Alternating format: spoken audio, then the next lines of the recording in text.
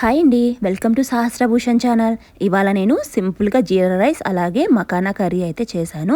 ఇది చాలా simple process అండి, కాంబినేషన్ మాత్రం సూపర్గా ఉంటుంది. ఇప్పుడు మనం జీరా రైస్ చూసేద్దాం. ఫస్ట్ పాన్ పెట్టుకొని దాంట్లో చక్కగా కొంచెం సరిపడా ఆయిల్ అలాగే నెయ్యి వేశాను. ఆ తర్వాత బిర్యానీ ఐటమ్స్ చెక్క, లవంగం, మొగ్గ అలాగే బిర్యానీ ఆకు, కొంచెం జీలకర్ర ఎక్కువగా వేసుకోవాలి. జీరా రైస్ కాబట్టి నేను జీలకర్ర కొంచెం ఎక్కువగా వేశాను. ఇవన్నీ చక్కగా ఫ్రై అయిన తర్వాత నేను ఇక్కడెక్కడ ఆనియన్ అయితే ఇక్కడ వేయలేదనమాట. నేను ఎందుకంటే కొంచెం ప్లెయిన్గానే ఉంటే బాగుంటుంది అనిపించింది, అందుకోసమని నేను ఆనియన్స్ అయితే వేసుకోలేదు. నేను ఇక్కడ దీనికి ఇంకా నీళ్ళకు బదులు నేను ఇక్కడ పచ్చి కొబ్బరి పాలు ఉంటాయి కదండి, అవి అయితే వేస్తున్నాను.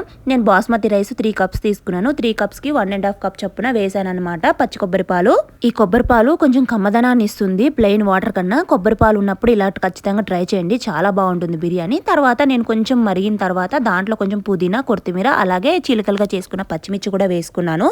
ఎసరంతా చక్కగా ఇలా మరిగిన తర్వాత దాంట్లో కొంచెం సాల్ట్ అలాగే నేను ఇక్కడ బియ్యం అయితే నానబెట్టుకున్నాను, ముందరే కడుక్కు పెట్టుకున్న బాస్మతి రైస్ అయితే వేసేసుకుంటున్నాను. దీంట్లో నేను 3 కప్స్ అయితే బాస్మతి రైస్ తీసుకున్నాను, దానికి తగ్గట్టుగానే నీళ్లు పోసుకున్నాను. నేను ఇక్కడ బిర్యానీ ఐటమ్స్ తప్ప ఇంకా ఏ మసాలా అయితే వాడలేదండి. చక్కగా ఉత్తి ప్లెయిన్ రైస్ అనమాట. జస్ట్ మ్యారీడ్ పీపుల్ కానీ ఇప్పుడిప్పుడే వంట నేర్చుకున్న వాళ్ళని చక్కగా ఈజీగా చేసేసుకోవచ్చు. ఇంకా రైస్ అంతా కూడా కలిపేసుకుని నేనైతే మూత పెట్టేసుకుని పక్కన పెట్టేసుకున్నాను సిమ్లో పెట్టుకొని. ఇప్పుడు నేను ఇక్కడ మకానా కర్రీ అయితే చేస్తున్నాను. అదే అండి కుల్ makhana curry, lotus flower seeds అంటారు కదా అది. ఇవి మాత్రం చాలా హెల్దీ అండి. ఈ కర్రీ నేనైతే చాలా సింపుల్ గా చేస్తున్నాను. ఫస్ట్ పాన్ పెట్టుకొని దాంట్లో సరిపడా ఆయిల్ వేసుకొని మకానా ఉంటాయి కదా అది కొంచెం ఫ్రై అవ్వాలి, కొంచెం క్రిస్పీగా అవుతే సరిపోతుంది. తర్వాత మళ్ళీ సేమ్ పాన్ లో ఆయిల్ వేసుకొని కొంచెం గీ కూడా వేసుకొని అలాగే దీంట్లో మన బిర్యానీ ఆకు ఉంటుంది కదా, బిర్యానీ ఆకు మాత్రమే వేసుకోవాలి, అదొక్కటే వేసాను. తర్వాత చిన్నగా కట్ చేసుకున్న ఆనియన్ కూడా వేసుకొని ఫ్రై అవ్వాలి. ఆనియన్ ఫ్రై అయ్యేలోపు నేనైతే ఇక్కడ చిన్న మసాలా అయితే తీసుకున్నాను అనమాట. ఒక మిక్సీ జార్ తీసుకొని దాంట్లో చిన్నగా కట్ చేసుకున్న టమాటా ముక్కల్ని అయితే వేసుకోవాలి. నేను పూర్తిగా ఒక టమాటా తీసుకున్నాను. తర్వాత లవంగం, మొగ్గ అలాగే మిరియాలు, జీడిపప్పు కూడా వేసుకుని దీన్నంతా కూడా మెత్తగా మిక్సీలో పేస్ట్ పట్టేసుకోవాలి. చక్కగా ఎలాంటి పలుకులు లేకుండా మెత్తగా పట్టుకోవాలండి, స్మూత్ పేస్ట్ లాగా పట్టేసుకోవాలి. చూడండి చక్కగా మంచిగా పేస్ట్ అయిన కదా.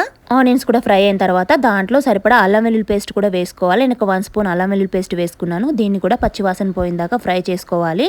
చక్కగా పచ్చివాసన పోయిందాకా ఫ్రై చేసుకున్న తర్వాత దాంట్లో మనం ఏదైతే మసాలా పట్టి పెట్టుకున్నామో ఆ మసాలా పేస్ట్ దాంట్లో వేసేసుకొని అది కూడా ఫ్రై అవ్వాలి. ఈ మసాలా పేస్ట్ కూడా పచ్చివాసన పోయిందాకా ఫ్రై అవ్వాలండి. అసలు ఏమాత్రం కూడా పచ్చివాసన ఉండకూడదు, ఉంటే బాగోదు. కొంచెం ఆయిల్ పైకి తేలిన తర్వాత దాంట్లో కొంచెం సాల్ట్ అలాగే పసుపు, కొంచెం కారం తగినట్టు స్పైసీగా వేసుకుంటే సరిపోతుంది. నేను ఇక్కడ కొంచెం చికెన్ మసాలా పౌడర్ కూడా వేసుకున్నాను. ఇంట్లో చేసిన గరం మసాలా పొడి ఉంటుంది కదా అది కూడా వేసుకొని ఇవన్నిటి కూడా మళ్ళీ కొంచెం ఫ్రై అవ్వాలి.